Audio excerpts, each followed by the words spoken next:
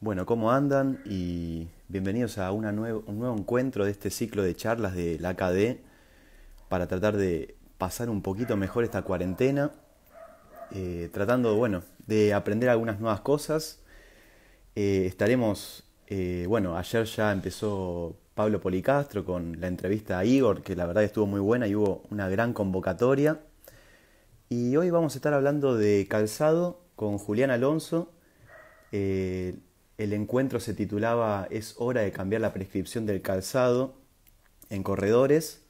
Bueno, vamos a ver si se puede aplicar también a otros deportes. Esto le preguntaremos. Así que bueno, Julián Alonso es kinesiólogo, escribió en la revista de la Acadé de este número, que fue dedicada al running. Creo que estuvo bastante buena esta revista, no sé si la pudieron leer, pero también escribió Diego Méndez y filmó algunos videos muy interesantes de técnica de carrera, lo cual me parece que aporta bastante. Pueden entrar con los links desde la revista o con el código QR. Me parece que están muy buenos. Bueno, también escribió Igor ayer, que lo tuvimos, y un artículo de Irene Davis, que seguramente de algo de eso va a hablar hoy Julián Alonso, que el artículo de Irene Davis, que es referente en calzado, técnica de carrera, síndrome femoropatelar, bueno, habla del calzado minimalista, ¿sí? Así que bueno, voy a pedirle a Julián que nos invite, que mandame la invitación, Julián, y yo te voy a aceptar. Sí, el vivo queda guardado. El vivo queda guardado durante 24 horas, si no me equivoco. Creo que es así. Muy buena la revista, bueno, muchas gracias. Ahí hay varios que me están mandando invitación. Vamos con Julián.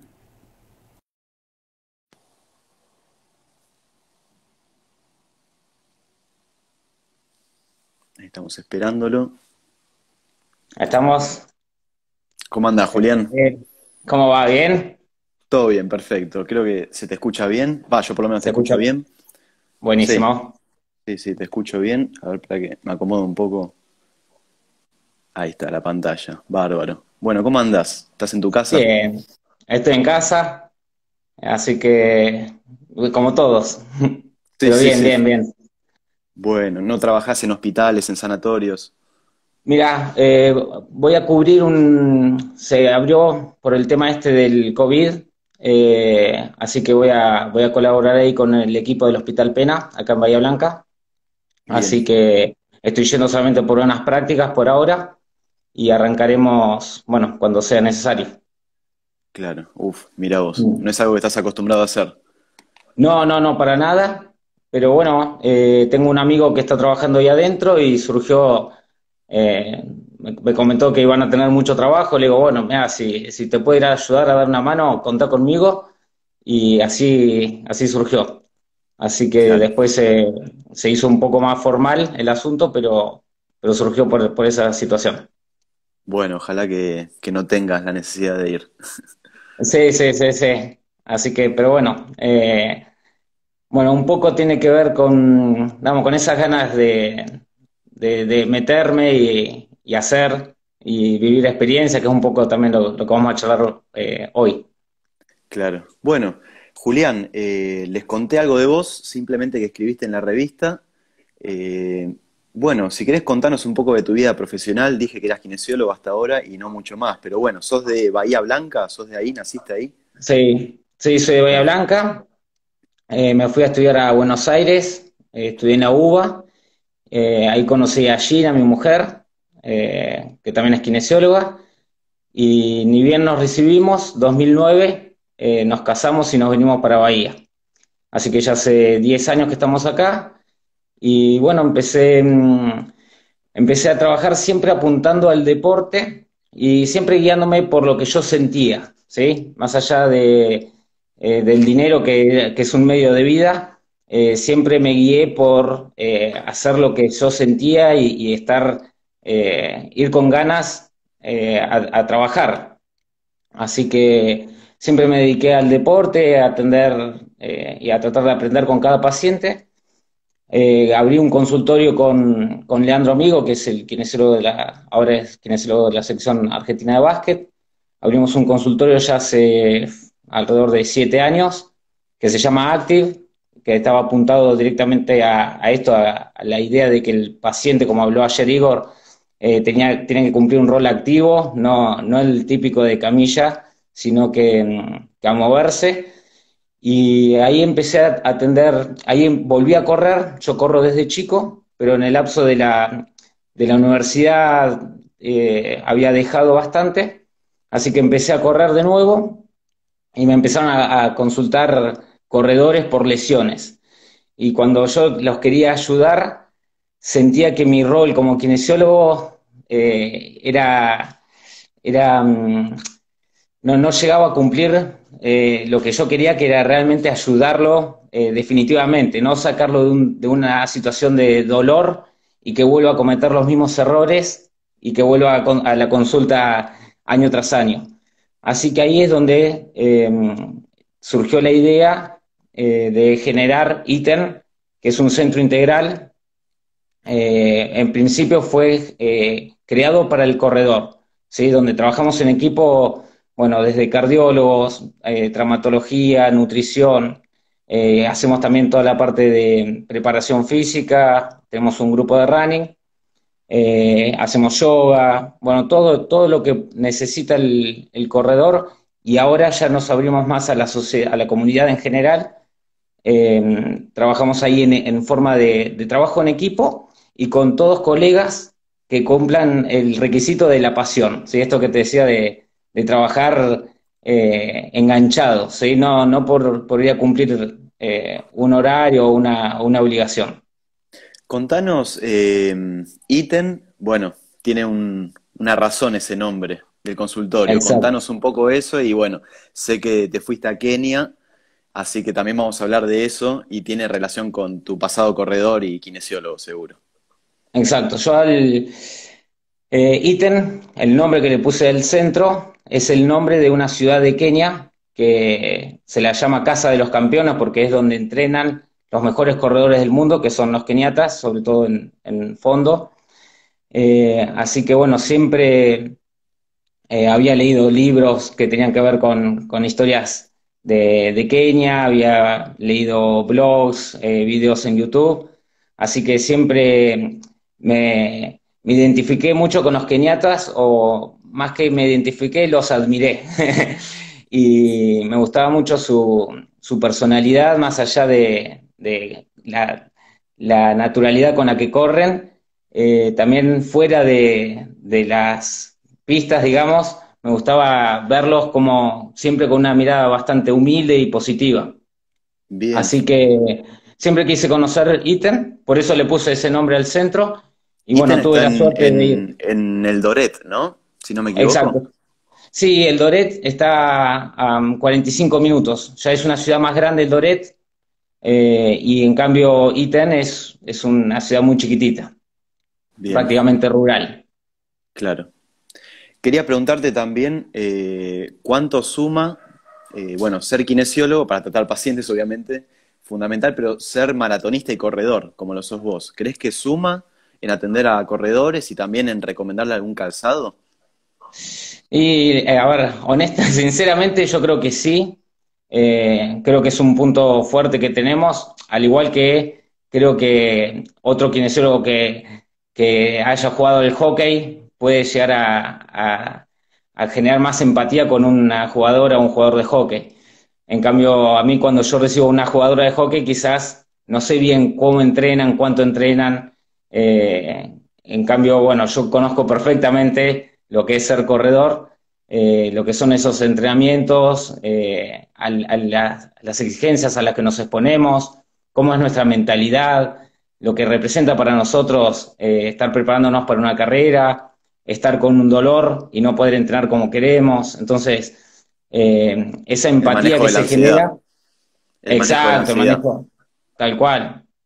Entonces, por ahí es fácil, quizás para otro kinesiólogo, para otro médico, eh, digamos, por ahí al no sentir quizás lo que siente el corredor, no ponerse tanto en el lugar de él, quizás lo limitan y no lo ven tanto como una persona, ¿sí? Con una visión más biopsicosocial, que es por ahí la mirada que yo también tengo con ellos. Entonces quizás trato de cada medida que les doy, tener en cuenta lo que ellos están sintiendo, ¿sí? No simplemente Sí, decirle, bueno, mira, o sea, trato de mantenerlos motivados, explicarles, trabajo mucho con la educación, entonces les voy explicando de cómo tienen que seguir para ir más rápido, ¿sí? Hacia la recuperación y a la vuelta. Y el hecho de las zapatillas, sí, también he experimentado con muchísimas zapatillas, he experimentado problemas, algunos dolores, entonces distintas sensaciones de lo que es un drop, de lo que es una zapatilla más liviana, una zapatilla más pesada, que sea con entresuela finita y pisar unas piedras y ver sí, sí, estrellas, sí. entonces por ahí me ayuda a compartir mi experiencia con la del paciente. Bien, Lucho Barrera coincide, siempre dice que haber vivido y entrenado ese deporte hace comprender mejor a un paciente que lo practica. Bueno, yo también coincido con Claro, eso. Para los que se están sumando recién, bueno, bienvenidos al segundo encuentro de estas charlas de la Academia en vivo de Instagram. Hoy estamos con Julián Alonso, kinesiólogo, corredor. Vamos a hablar un poco, podemos usar de base un poco el artículo que publicaste en la Academia en este último número, pero principalmente, bueno, y también vamos a hablar otras cuestiones que capaz dejaste afuera del artículo, de calzado vamos a hablar, calzado deportivo, sobre todo en los corredores. Les pido a la gente que está viendo que las preguntas que quieran hacer las pongan en los cuadraditos de abajo y tal vez más tarde las vamos a ir leyendo, ¿sí? Entonces, bueno, si querés arrancamos, Julián. dale. Bueno, ¿por qué empezaste a investigar más en detalle este tema del calzado deportivo? ¿Sí? ¿Qué autores recomendás? Ok. Mira, comencé por una historia de que fui a comprarme, cuando todavía era estudiante y dependía del dinero de mi viejo. Mi viejo era corredor, él corrió desde chico y siempre tuvo problemas de rodilla y se los atribuía al calzado. Entonces, la historia fue que me mandó o sea, yo tenía unas zapatillas muy, muy rotas, las tenía que renovar, y me dijo que vaya al local a comprar unas zapatillas, pero que compre unas buenas, me dijo, me lo marcó bien. Y yo cuando fui empecé a mirar todas las zapatillas y terminé eligiendo una simple, ¿sí? De las más simples que encontré, las más baratas también, y cuando volví a casa, mi viejo me quería matar porque me decía que si yo corría con ese tipo de zapatillas, iba a tener los mismos problemas que él tuvo y que entonces que no cometiera ese error. Y ahí es donde me hizo clic, digo, ¿por qué tanta responsabilidad en el calzado? Y digo, a ver, si yo entreno bien, si me mantengo en peso, si corro con una buena técnica, no dependerá más de mí que del calzado. Entonces ahí es donde empecé a investigar el tema del calzado más en profundidad. Y autores, en realidad, bueno, yo lo que voy buscando son a través de las bibliotecas de PubMed y demás, revisiones sistemáticas y metaanálisis de las dudas que se me van generando. En todo caso, entonces, al poner zapatillas y lesiones, o bueno, ahí voy buscando, y en realidad por ahí no es que me fanatizo o empiezo a seguir a un autor en particular, sino que voy leyendo un poco de todo. Bien, bien, bien. Bueno, entonces podemos empezar con una pregunta disparadora en base a esto que me estabas diciendo y todas las preguntas que te hacías al ir a comprar una zapatilla. Bueno, la primera pregunta que te hago es, ¿la prescripción del calzado deportivo está basado en evidencia? No, la respuesta simple es no. Eh, se han hecho, bueno, la última revisión sistemática que justamente buscaba esa pregunta, la respuesta a esa pregunta, y la conclusión de esa revisión es que no. Eh, Básicamente la prescripción general del calzado se trata de que se recomienda un calzado que tenga amortiguación, un talón elevado, ¿sí? Y componentes de control de la pronación. Y eso guiado en función del tipo de pisada, de si uno es pronador, supinador o tiene una pisada neutra. Esa es la prescripción del calzado general, eh, pero no está basada en la evidencia. Ha sido más producto del marketing de las marcas que han lanzado esa teoría, pero no la han podido comprobar con pruebas. Bien, o sea, vos mencionaste amortiguación por un lado y control de la pronación. O sea, estas zapatillas que vos decís que nos venden, ¿amortiguan la fuerza de impacto? ¿Han demostrado eso?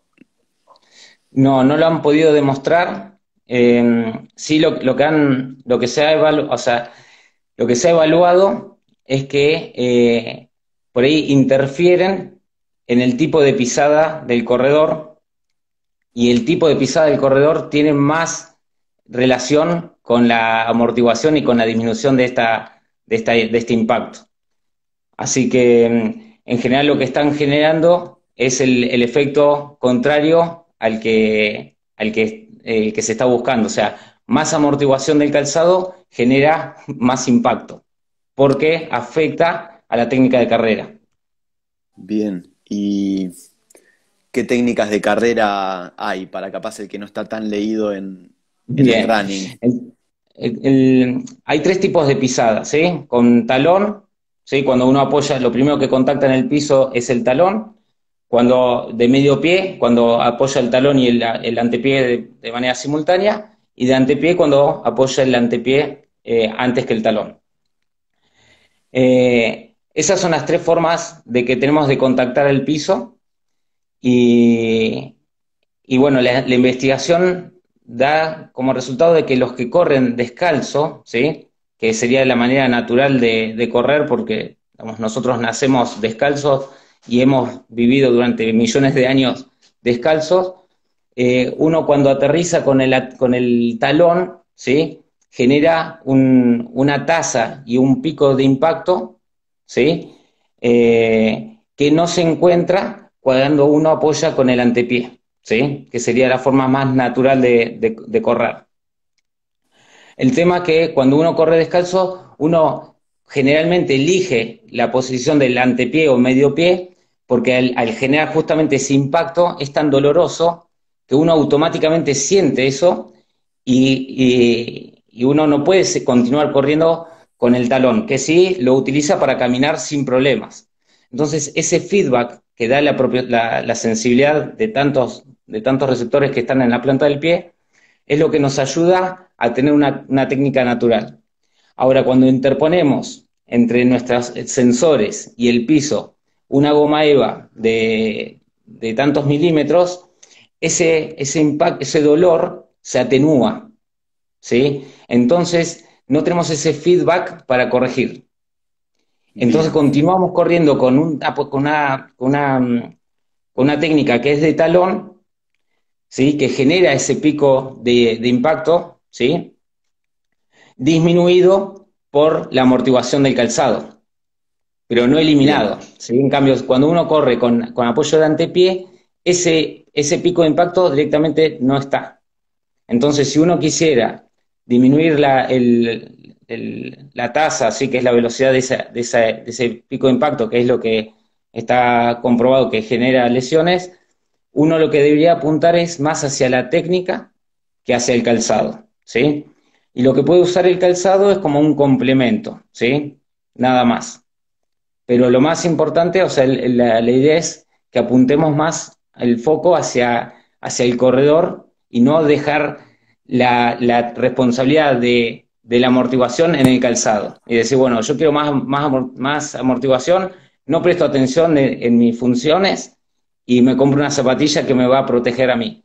Si yo tengo esa creencia, estoy en peligro, que es lo que bien. generalmente estamos, la mayoría de los corredores, porque el marketing apunta a eso, a decir, déjalo en manos nuestras, ¿sí? Corre con esto que es como un colchón y no te vas a lesionar, y la realidad es que la frecuencia de las lesiones del corredor sigue siendo muy alta. Bien, bien, bien. Y quería que nos hables un poquito más de esta técnica natural, sobre todo citando un poco el artículo de Lieberman que hablas en tu revisión, que me parece muy interesante, esta forma natural, que la venimos trayendo de hace muchos años, ¿no? Exacto. Sí, Lieberman tiene dos artículos muy interesantes. Uno habla directamente de cómo evolucionamos, es un antropólogo de la Universidad de Harvard, ¿sí? Un artículo es muy interesante cómo describe al Homo sapiens, ¿sí? Y al Homo en general, porque no está definido bien cuál fue el primer corredor, pero sí que fue un Homo, y cómo nuestro cuerpo está perfectamente diseñado para correr y probablemente está tan bien diseñado para correr que probablemente el correr haya sido un factor importante en el diseño de nuestras estructuras, ¿sí?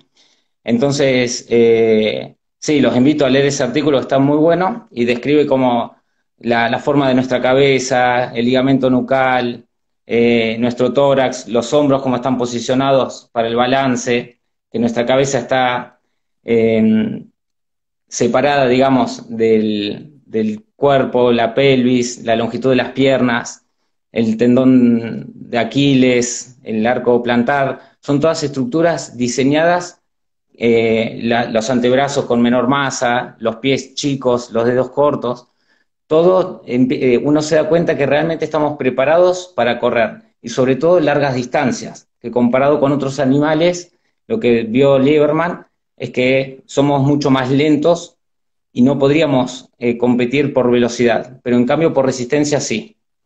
Entonces, ese artículo es muy interesante, donde describe eso, de que probablemente corremos desde hace 2 millones de años, ¿sí? Entonces, si venimos corriendo de hace 2 millones de años, y esta fue la pregunta que se hizo él, y las zapatillas para correr con sistemas de amortiguación, control de la pronación y talón elevado surgieron en el año 70, ¿cómo hizo el ser humano para correr durante 2 millones de años sin esas estructuras?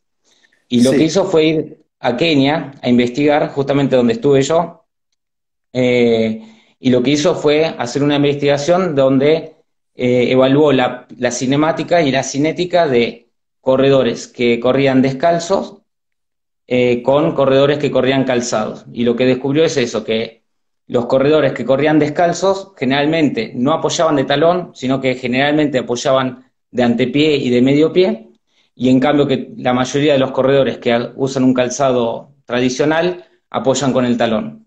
Entonces su teoría es que nosotros naturalmente uno no puede saber cómo corrimos hace 2 millones de años, pero la teoría es que el apoyo natural es con medio pie o antepié, porque uno siempre quiso evitar ese impacto. sí, y recordando también que calzados deportivos no se encontraron, o sea, no hay evidencia fósil de calzados deportivos. Y el artículo lo Exacto, menciona. No sé si ese artículo o el de Davis que menciona el que de el primer Davis, calzado exacto, fue encontrado con una data cuarenta de mil hace diez años, mil años. 40.000 años. sí, exacto, Bueno, de 40.000 años a 2 millones, bueno, exacto, seguramente sí, corríamos descalzos. tal cual, tal cual. O con productos naturales, o sea, que nos permitían un poco protegernos de los cortes y de las lesiones por temperatura, que es a lo que más expuesto está nuestro pie. Claro, claro. Entonces, por eso el calzado por ahí minimalista apunta a eso, a proteger el pie de las lesiones cortantes y de temperaturas, pero dejando que el pie cumpla su función, porque donde el calzado, yo lo veo el calzado como cualquier otra órtesis, ¿sí? Como una rodillera o una faja, donde empieza a asistir, ¿sí? Empieza a condicionar el movimiento y a limitarlo, por lo tanto el rango de movimiento y el control motor también. Claro, ahí lo puse a Lucas haciéndose la pregunta de calzado minimalista, porque no sé si todos saben lo que es el calzado minimalista y bueno, tiene Ok, su definición. bien. Mira, yo acá tengo estaba medio preparado para la pregunta. Esto es un calzado minimalista, ¿sí? Eh, un calzado minimalista, como el nombre dice, tiene lo mínimo, ¿sí? O sea, tiene mínimos componentes de amortiguación, ¿sí? Si se ven es simplemente una goma, ¿sí? Mínimo componente de estabilidad, ¿sí? Se ven lo que es una media directamente, ¿sí? Y no tiene drop, cero drop, ¿sí? Esas son las características generales de un calzado minimalista. Obviamente también tienen un upper bastante flexible para que el pie quede cómodo y tiene una puntera bastante amplia para que el pie no quede apretadito como las típicas zapatillas que terminan en punta, ¿sí? Así que estas son las características de un calzado minimalista, ¿sí? A diferencia Bien, con bueno, las tradicionales, que por ahí la tradicional es la que tengo acá en la remera, ¿sí? Que es mucha más digamos, tiene un drop, que es la diferencia entre el espesor del talón y del antepié, tiene componentes de estabilidad y la amortiguación en la entresuela. bien, bueno, no sé si quedó claro, Lucas, cualquier cosa nos decís. Y bueno, esto viene de la mano de, bueno, seguramente esa técnica, ese calzado minimalista que no tiene amortiguación posterior o una base, una talonera elevada, no nos va a dejar correr tal vez con antepié o medio pie, ¿sí? Agustín Balgián se Tal pregunta, ¿es cual. posible revertir la técnica? ¿Y qué alteraciones posteriores se podrían encontrar? O sea, vos estás hablando por ahora de que correr descalzos o por lo menos cambiar el apoyo hacia anterior sería más beneficioso. ¿Se puede cambiar la Sí, carrera? ¿Es posible? ¿La técnica? sí, es posible, sí, sí, es posible, pero tiene sus riesgos, ¿sí? O sea, en primer lugar hay que entender que al cuerpo no le gustan los cambios bruscos, ¿sí? Entonces, como explica bien Diego en los videos que hizo a partir de su artículo en la revista también de AKD, una cuestión es trabajar con una persona sintomática y otra es con trabajar con una persona asintomática. Si soy un corredor y estoy corriendo con talón, con zapatillas tradicionales y no estoy teniendo ninguna lesión, ningún motivo, no hay ningún motivo para cambiar ni la técnica ni el calzado, ¿sí? Solamente quedaría que sea un objetivo personal de ese corredor de querer cambiar la técnica, ¿sí? Pero nada lo está obligando o condicionando a ese cambio. En cambio, cuando un corredor viene con síntomas, sí se puede usar el cambio de técnica como una estrategia de recuperación, ¿sí? Donde, como dijimos, podemos alterar el impacto que genera el corredor y por lo tanto las cargas que se generan en el cuerpo. Así que eso, hay que tener mucho cuidado con el cambio de técnica. Si lo estoy haciendo con una persona que venía bien, tienen que saber que con ese cambio de técnica va a empezar a cargar estructuras que no estaban siendo entrenadas y por lo tanto no estaban adaptadas. Entonces, obviamente lo que no se genera con el apoyo del talón, ¿sí? Que carga generalmente las articulaciones y las estructuras óseas, cuando uno apoya con el antepié va a generar muchísima más carga en lo que es el tendón de Aquiles, el sóleo. Entonces, si no estemos bien fuertes esas estructuras, probablemente se puedan llegar a generar una lesión en ellas. Así que el cambio es posible, pero lleva su tiempo y su dedicación. No es algo fácil de hacer. Eso hay que saberlo. Y sus riesgos. Julián, hay varios que me preguntan, vamos a poner una pregunta a Lorena representando a todos, los que están preguntando acerca de las plantillas, ¿sí? Si las recomendás eh, o no, qué opinión te merecen. Mira, no, tampoco encontré evidencia de que sirvan en pacientes asintomáticos, ¿sí? Eh, por lo tanto, no las recomiendo, ¿sí? Simplemente, otra vez, si el paciente necesita generar cambios, trato de hacerlo a través de ejercicios, no de estructuras externas. Sí, si un paciente está con un dolor, lo puedo utilizar como un recurso a corto plazo, ¿sí? Un recurso transitorio donde mientras voy disminuyendo la carga a través de las plantillas o le genera un efecto, porque también escucho mucho al paciente, ¿eh? Si es parte de sus creencias, las acepto y no voy, y las respeto y voy con eso también, ¿sí? No, no es que no, digamos, no es que no lo tenga en cuenta. Entonces, me manejo de esa manera. No es que se los indico a todos, sino que si las puedo evitar, las evito. Y si las uso como estrategia, trato que sea a corto plazo y ya te digo, escuchando al paciente y tratando esto de irla sacando progresivamente. Julián, hay una pregunta muy interesante de Iván Valdés, mira, ahí te lo voy a poner, porque obviamente no es lo mismo un corredor muy rápido, creo que a 3:30 km un corredor muy rápido, Sí. versus uno de 6, ¿sí? ¿Sería ¿Qué diferente opinas cambiar de la eso? técnica? No, no, no. O sea, yo ahora, por ejemplo, tengo dentro de mis actividades, tengo un grupo que se llama Actividad Física para la Salud, donde estoy justamente tratando de ayudar a las personas que quieran empezar a correr a que lo hagan de manera progresiva, porque veía que ese grupo de personas se lesionaban en ese intento, ¿sí?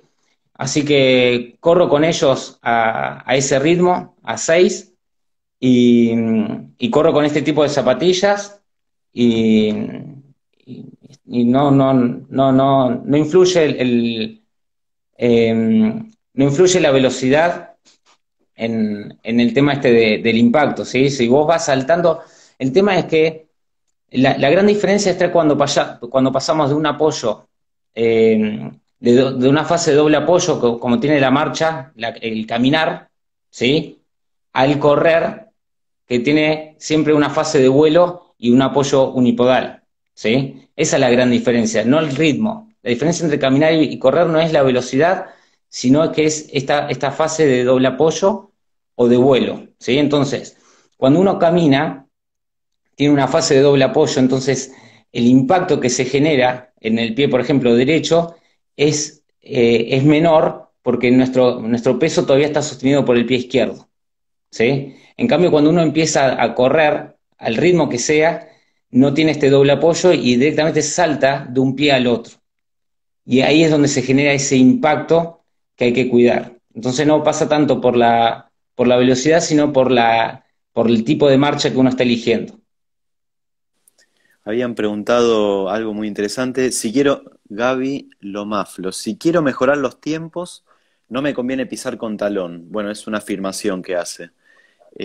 No sé si compartís y te hago otra pregunta. ¿Conviene para mejorar tiempos? ¿Recomendás un tipo de calzado en particular? Mira, ahí ya nos vamos para lo que es economía de carrera, que es eh, digamos, otro tema totalmente distinto al de la prevención de lesiones. Y ya ahí es muy, digamos, el tema del calzado, sí, lo que se recomienda es que el calzado sea lo más, lo más liviano posible y que tenga buena adherencia con la superficie, ¿sí? O sea, que genere fricción. Y en cuanto al apoyo del talón, no está evidenciado que genere economía de carrera, que es uno de los componentes del rendimiento, ¿sí? El rendimiento del corredor tiene muchos factores, así que el calzado participa, pero en pequeña proporción. Y Bien, el apoyo no está evidenciado.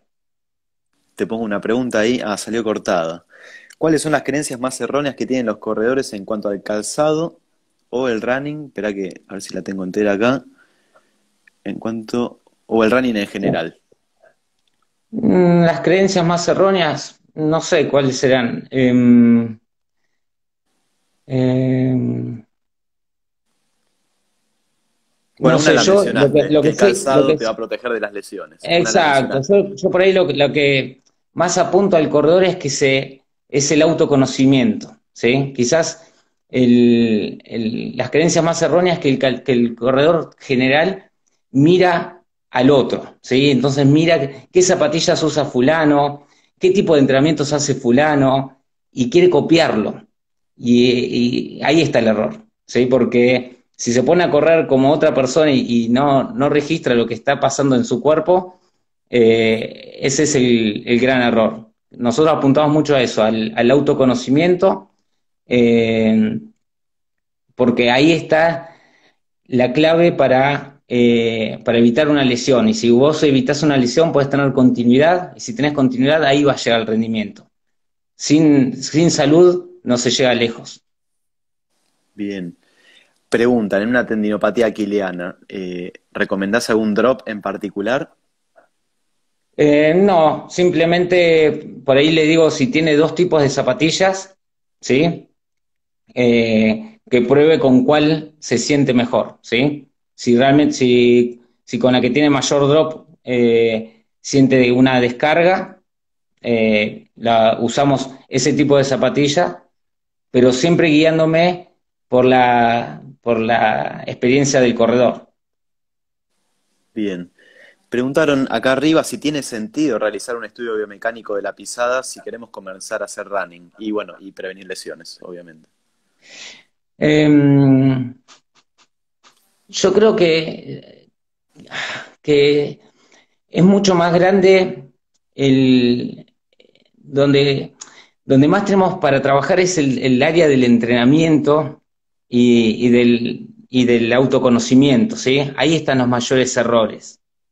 Así que por ahí, otra vez, el consumismo, la sociedad del consumo donde estamos metidos, nos lleva a esa ilusión de querer comprar algo, ¿sí? Comprar un estudio, comprar una zapatilla, comprar algo para la nutrición, para bajar un tiempo, y queremos comprar, y bueno, mi recomendación sería que no, que empiecen a correr, que empiecen a experimentarse, que empiecen a sentir, y después, en la medida que van evolucionando, eh, quizás ahí sea necesario, pero también cada caso es particular. Pero sí, eh, quiero compartir esa visión de que, que la clave me parece que está en eso, en la progresión. Las lesiones más comunes que he tenido es gente que no ha entrenado bien, no que no ha corrido con una técnica ideal, ¿sí? Hay gente que está corriendo con cualquier técnica y con cualquier calzado, pero se conoce, entonces sabe cuándo es disciplinada con el entrenamiento semanal, le da continuidad, si siente alguna molestia, baja un poco la intensidad del entrenamiento. Entonces, pasa a ser mucho más importante ese autoconocimiento que la técnica utilizada, que el calzado utilizado, que lo que consuman como como suplemento de nutrición. ¿Está? Claro. Ahí preguntan si va a quedar guardado el vivo. Va a quedar guardado, ¿sí? Durante 24 horas, si no me equivoco. Vamos con esta. Si utilizas algún tipo o sistema de evaluación de la carrera en tus pacientes. Sí, los evalúo, pero eh, con eh, con una cámara y el Kinovea, y también le hago algunos test digamos, para tener un poquito más de información. Pero otra vez, eh, muchas veces, digamos, es un dato más dentro de todo un paciente que, como les dije, con una visión biopsicosocial donde generalmente el error no estaba ahí, sino estaba en que no supo escuchar su cuerpo y autorregularse a tiempo y en forma. O sea, la gran clave creo que está más en el entrenamiento, ¿sí? Que en estos detalles. Todo influye, ¿sí? Las lesiones del corredor son por sobreuso y multifactoriales, ¿sí? Pero entonces yo lo que trato es de evaluar a todo el corredor, no solamente su técnica o el calzado, ¿sí? Y generalmente encuentro que los errores o los problemas no están tanto ahí, sino que están en su entendimiento de su propio cuerpo, ¿sí? Yo creo que tenemos una máquina que es perfecta, no se, digamos, es difícil de, si uno la prepara bien, es difícil de romper. Ahora te puedo contar un poco de la experiencia que vi en Kenia o mi propia experiencia. Yo corrí 12 maratones de 42 kilómetros en 2 años sin ninguna lesión, ¿sí?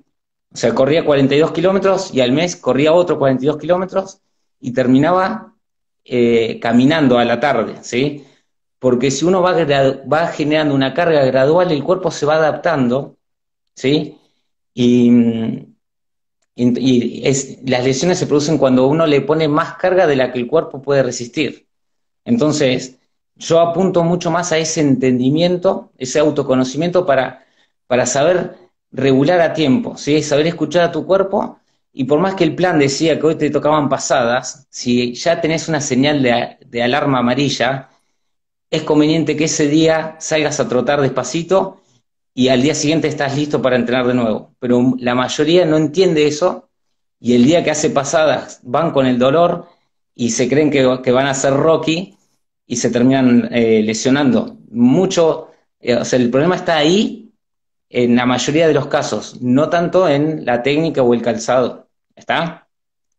Mira, Julián, si querés, vamos a dejar pendientes calzado minimalista, pero y cómo podemos hacer la transición y algunos ejercicios que has planteado para lograr esta transición de manera más adecuada, ¿sí?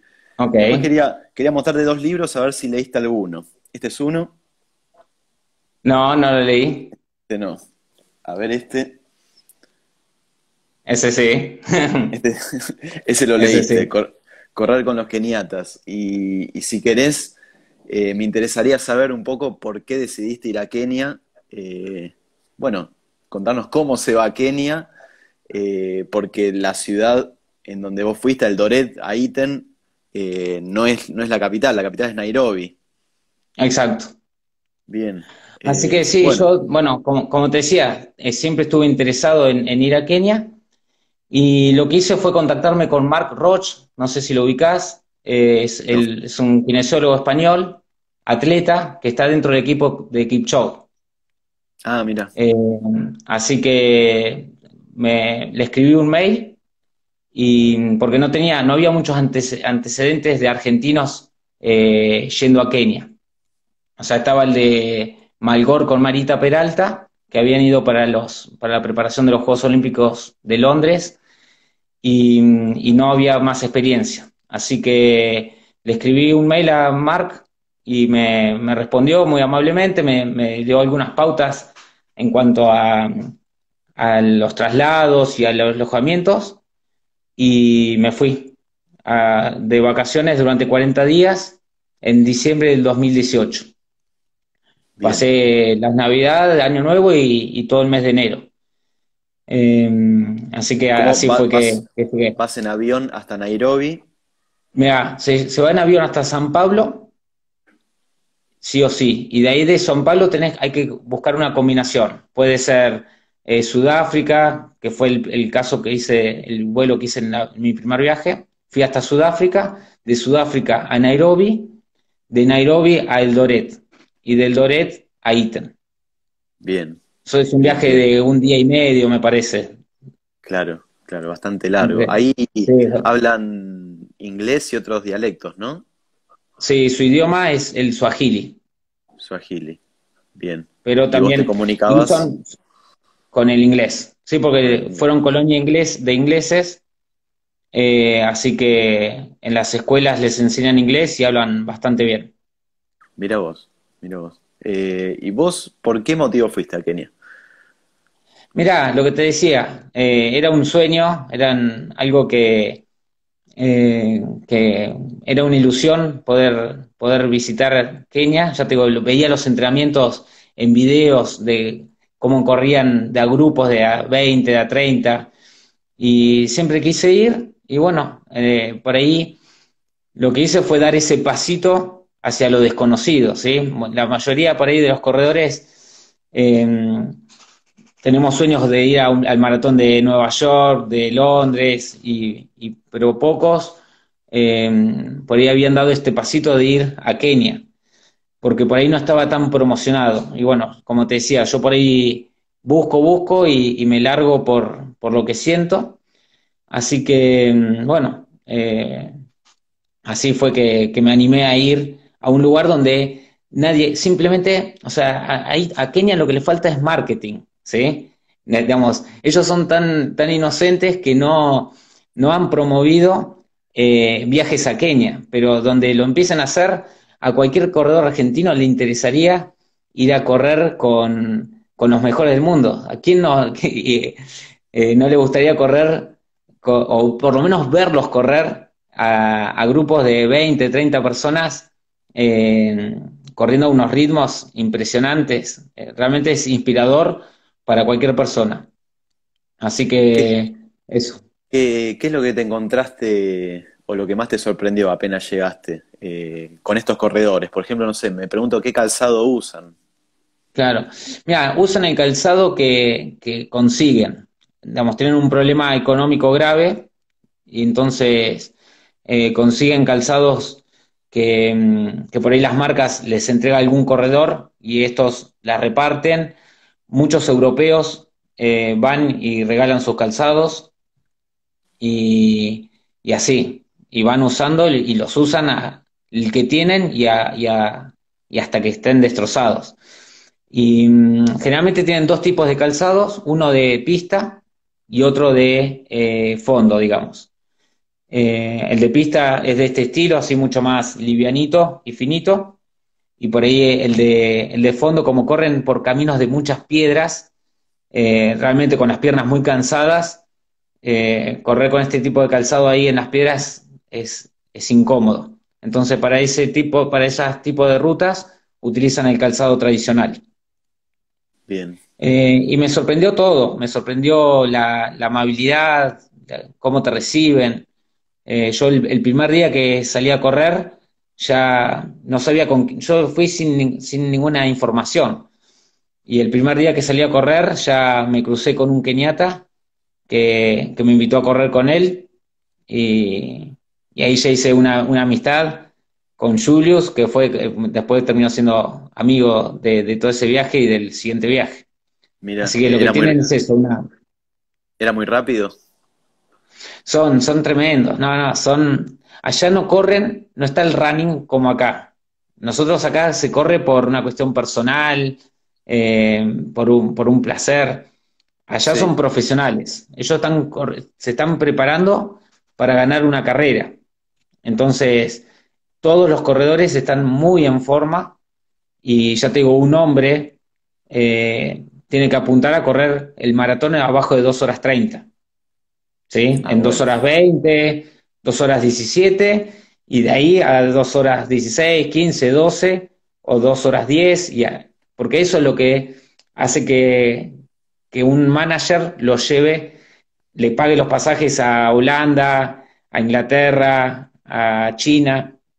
Si corre a claro, 2 horas 40, no le sirve. claro, Entonces, la vara está ahí y entonces todos los que corren abajo de esos tiempos. bien. ¿Cómo es un día típico en Kenia? ¿Qué comían? Se pregunta Policastro. Poli. Mira, un día típico en Kenia se arranca muy temprano, se arranca a las 6 de la mañana entrenando, o sea, hay que levantarse 5:30 por ahí, sin desayunar, van a los entrenamientos. Después del entrenamiento es bastante bravo, se entrena de los 7 días a la semana, o sea, el domingo es el único día que se puede tomar libre si alguien está cansado o está con algún dolor, ¿sí? Pero si no, ese día se hace unos 16 kilómetros suaves. Y después, martes, jueves y sábados son los días de entrenamiento los días más importantes de entrenamiento, donde combinan dos trabajos de intensidad y uno de fondo, y después los otros días de la semana son para completar, ¿sí? El kilometraje, porque apuntan llegar a los 160, 180 kilómetros semanales. Así que los días más intensos se entrenan a las 6 de la mañana, si no se entrena a las 9, si el día es de entrenamiento suave. Después del entrenamiento se desayuna, el té keniano, que es un té con leche, con pan lactal, se descansa hasta el almuerzo. Se almuerza, que generalmente es arroz con papa o porotos y maíz, y a las 4 de la tarde está el doble turno, que son 40 minutos de trote, más algunos ejercicios de zona media, de dribles y demás. Después se vuelve, se come de nuevo y se descansa hasta la cena, y se cena y y se duerme. O sea, la vida típica de Kenia es esa, es comer, correr y dormir, y la comida es súper natural. Las cenas suelen ser ugali, que es como una polenta, o sea, comen muchos productos naturales, generalmente vegetales, y algo de carne 2 o 3 veces por semana. El ugali es rico en carbohidrato, carbohidrato El puro. ugali, claro, es maíz, así que sí, es rico en carbohidratos. Bien. Mira, te hago esta pregunta porque yo también me lo preguntaba con respecto sobre todo a los keniatas. Si hacen entrenamientos de fuerza. Depende el nivel económico, ¿sí? Muchos no lo hacen directamente porque no tienen la posibilidad. Los que tienen la posibilidad, sí, hay un gimnasio, que es el del centro de Lorna, que es donde van todos los europeos, y utilizan ese gimnasio. Pero generalmente lo que más utilizan la mayoría es el fortalecimiento a través de entrenamientos de subidas y en pista, ¿sí? Y por ahí Bien, se ponen a agarrar una subida de 50 metros y hacen 15 pasadas o 20 o 30 a máxima intensidad, y vuelven aflojando y vuelven a subir. Eso lo utilizan como fortalecimiento. Y después completan con algunos ejercicios de abdominales, pero con el propio cuerpo. bien. Eliana pregunta, ¿cómo te encontraste la kinesiología allá? Mira, no, allá es a través del masaje, o sea, no hay pocos kinesiólogos o ninguno en realidad. Y lo que tienen ellos es lo que te decía hoy. Se conocen muy bien. Entonces, por ahí, y están muy bien preparados. O sea, sus cuerpos ya están difíciles de romper, ¿sí? Porque están fuertes, ¿sí? De tanto entrenamiento que vienen trayendo desde que son chicos. Y tienen, ya te digo, un buen descanso, una buena alimentación y un entrenamiento que es programado. Digamos, la clave está en esa. El secreto, que es por ahí a lo que apuntaba con las preguntas previas, es a lograr cierta consistencia donde siempre se repite lo mismo. Entonces el cuerpo se adapta a eso, y por eso no se lesiona. El problema está cuando producimos cambios, ¿sí? Cambios de entrenamiento, cambio de técnica, cambio de calzado. Y entonces, y ellos cuando tienen algún dolor, lo que hacen es dejar de ir a hacer las pasadas, y esos entrenamientos se van a una cancha de fútbol y corren despacito y se mantienen activos, pero con baja intensidad. Y por ahí van al masajista, ellos van al masajista con mucha frecuencia para descargar las piernas por el entrenamiento, y cuando tienen alguna molestia van un poco más. Y esa es la metodología que tienen de ellos de recuperación, de rehabilitación. El masaje y tal vez no ejercicios. Sí, por ahí agregan, sí, por ahí no te lo dije, perdón, pero es eso, es bajar la carga, no hacer pasadas, pero continuar con trotes suaves, masajes y algún ejercicio. Bien, me es familiar lo que decís. Tuve una experiencia en los Juegos de la Juventud que se desgarró Ujú, un keniata de 1500 ujú, metros. Tenía su kinesiólogo, pero lo que nos llamó la atención es que venía a la clínica nuestra, le hicimos la ecografía y nosotros le planteamos el tratamiento basado en ejercicios, ¿sí? mm, Y el kinesiólogo medio que se abrió. Y a mí me parecía claro, raro, a mí me dio la mm, sensación, y el paciente me pedía masaje, y aparte de mm, los ejercicios siempre le daba el masaje. Pero a claro, mí siempre me dio la sensación de que faltaba tal vez esa parte más activa del paciente, que la venía a sí, buscar capaz a nosotros, y tal no a cual. su kinesiólogo. Eso me dio la Sí, sensación es de... verdad, Y es hablando con él verdad. también. Tal cual, allá el pilar de la rehabilitación es el masaje y bajar la carga. ¿sí? El ejercicio es raro, ¿sí? Claro. Es raro. Eh, Ellos van por esas dos. Y es parte de su cultura. Yo por ahí, como kinesiólogo, por ahí me consultaban y, y realmente es difícil cambiar una cultura. Entonces, eh, ellos creen en eso, ellos se manejan mucho con las creencias, ¿sí?